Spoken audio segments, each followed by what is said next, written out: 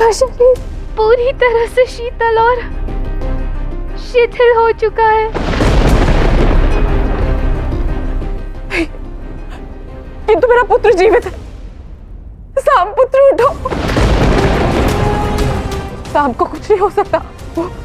वो शिथिल पड़ा है किंतु उसके प्राण नहीं गए लक्ष्मणा। मुझे किसी भी प्रकार से साम को ठीक करना होगा। श्री कृष्ण,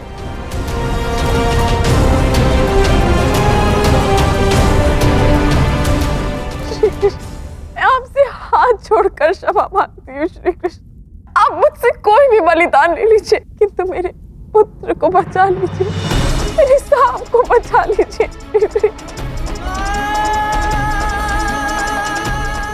कृष्ण, हमारे साम की रक्षा करिए। हम दोनों मिलकर हमारे दुष्कर्मों का पश्चाताप करेंगे, अपने कर्म और सोच में परिवर्तन लाएंगे। किंतु हाथ जोड़ती हूँ, कृपया हमारी मदद करिए मेरे पति की रक्षा।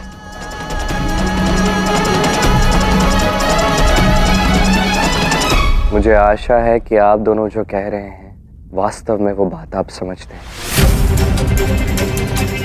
मैं कब से आपको समझाने का प्रयास कर रहा हूँ कि साम की सोच में परिवर्तन लाना आवश्यक है, उसके कर्मों में परिवर्तन लाना आवश्यक है और उसका समर्थन बिल्कुल भी उचित नहीं। आशा है आप ये समझेंगे, क्योंकि ये यदि दोहराया गया तो साम के साथ जो हुआ वो सब भी दोहराया जा सकता है। रही बात साम की, तो उसका स्वास्थ्य मैं ठीक नहीं कर सकता।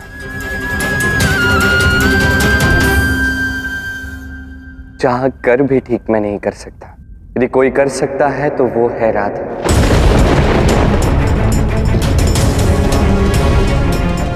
के सामने युद्ध राधा के साथ किया था, उसे जो ये दंड मिला,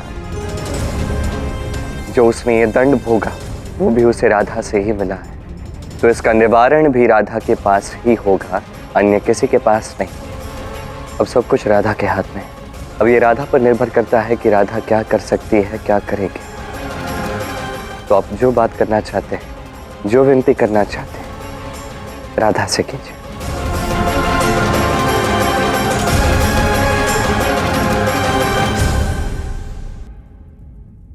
श्री राधा,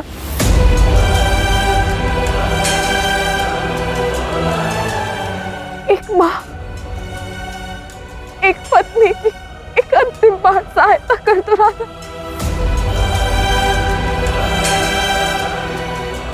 हमने तुम्हें समझने में भूल कर दी राधा, किंतु अब ऐसा नहीं होगा।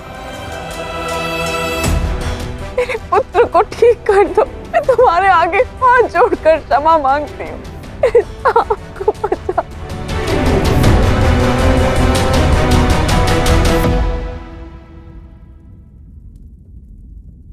ये क्या कर रही हो जाम्बवती?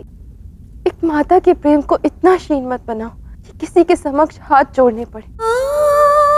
मैं सहायता करूंगी।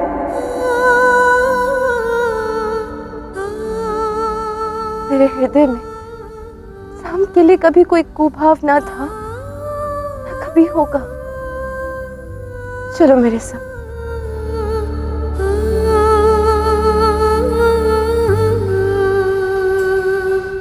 किंतु कान्हा, श्री गणेश के श्राप को भला हमारी राधा कैसे काट सकती है? वो राधा है धा, प्रकृति, उसके लिए भला क्या असंभव हो सकता है।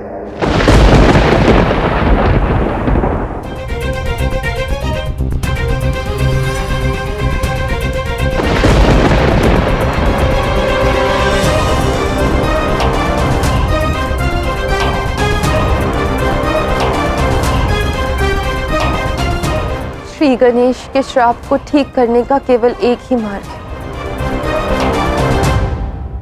मुझे साम को एक माता की भांति आलिंगन देना होगा और उसे मेरा मात्र प्रेम स्वीकारना भी होगा। ये कैसा विचित्र सा काट है? विचित्र तो है दाऊ। श्री गणेश सदैव विचित्र प्रकार से ही कर्म करते हैं। उन्होंने मुझसे स्वयं कहा, आप इसी प्रेम को अंत तक ऐसे ही रखना, क्योंकि इसी प्रेम की आवश्यकता होगी आपको इस कार्य के अंत के लिए। गणेश ज्ञानी है, दयालु भी है और कठोर भी। उन्होंने श्राप देने से पहले ही मुझे उसकी काट बता दी थी।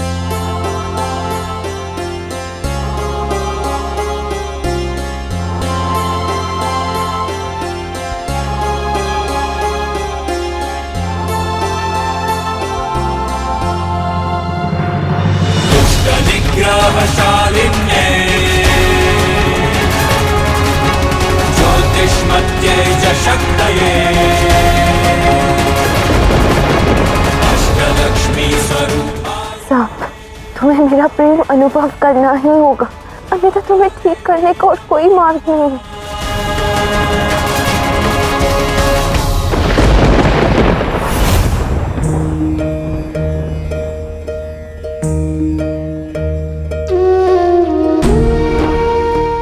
माता, माता,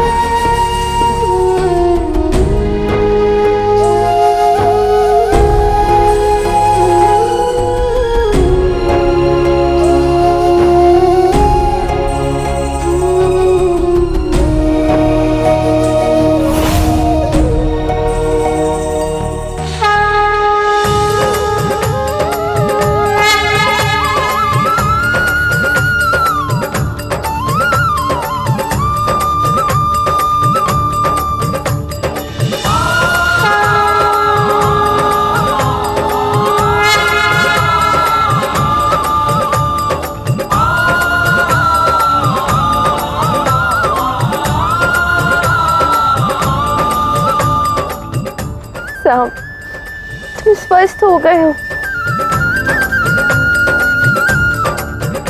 देखा, मैंने कहा था ना कि मेरा प्रेम तुम्हारे प्रति सच्चा है। अब एक अंतिम अवसर मिला है अपने आप को परिवर्तित करने का। जो भी कर्म किए हैं उनसे ऊपर उठ के आगे बढ़ो। अपने किए अपराधों से ऊपर उठकर अब अच्छे कर्म करना। हाँ पुत्र, राधा ने तुम्हें ठीक किया, तुम्हारे प्राणों की रक्षा की है। राधा सच में बहुत करुणामयी है।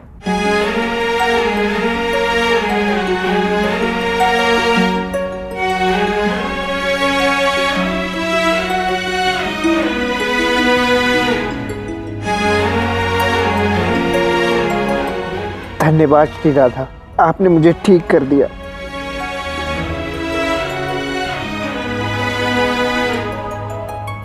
अब मैं आपको वचन देता हूँ कि मैं स्वयं को सुधारने का भरसक प्रयास करूंगा।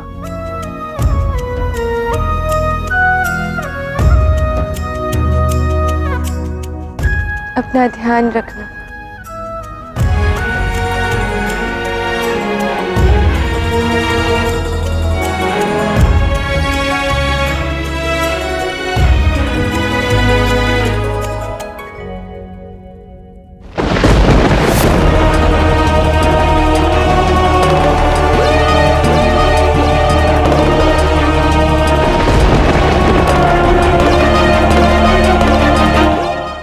साहब, इस बार तो सत्य में मुझे प्रतीत हुआ, अगर आप मेरे जीवन में नहीं तो मेरा जीवन नरक है। किंतु आर्य साहब, आपने झांकते ही श्री राधा को माता का स्थान दे दिया। नहीं लक्ष्मणा, मेरी केवल एक ही माँ है, माता जामवती बस। मैं तो राधा को केवल देख रहा हूँ कि वो कर क्या रही है। पहले उसने पिताश्री को अपने वश में कर लिया और अब वो मेरी जन्मदात्री माँ को अपने वश में करना चाहती है। ऐसा तो मैं कदापि नहीं होने दे सकता। किंतु आर्य साहब, अब आप करोगे क्या?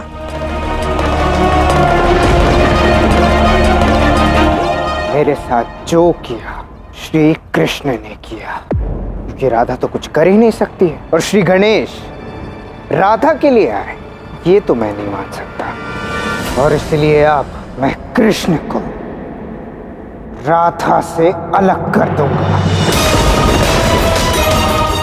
पूर्णतः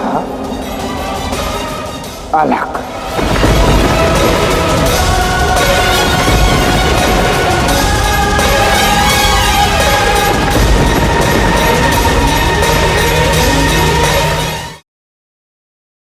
जीवन के 5 महातत्वों में से दूसरा तत्व है धरती, भूमि, धरा धारण करने वाली, जो हम सभी को धारण करती है, अच्छा हो या बुरा, अपने कर्तव्य का पालन करती है। और यही सीख है हमारे लिए। हमें भी हमारे सारे कर्तव्यों का पालन करना चाहिए, चाहे वो हमारे प्रति हो, हमारे परिवार के प्रति हो, समाज के प्रति हो या ईश्वर के प्रति हो। ये सीख हमें धरती देती है। ये पैरों से पिसती है और बदले में हमें वनस्पति देती है। आगे चलने के लिए हम इस धरती को पीछे ढकेलते हैं अपने पांव से। ये धरती हमसे घृणा नहीं करती, ये हमारे अगले कदम की प्रतीक्षा करती है, उसका स्वागत करती है। और कदाचित इसीलिए इस धरती को धरती माता कहा जाता है।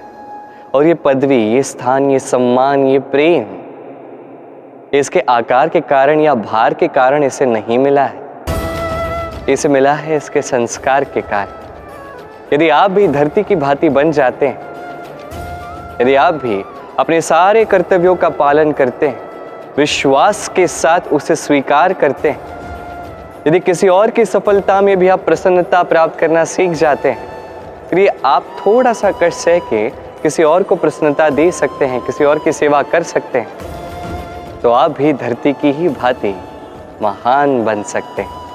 तो आइए और मेरे साथ प्रेम से कहिएगा, राधे राधे।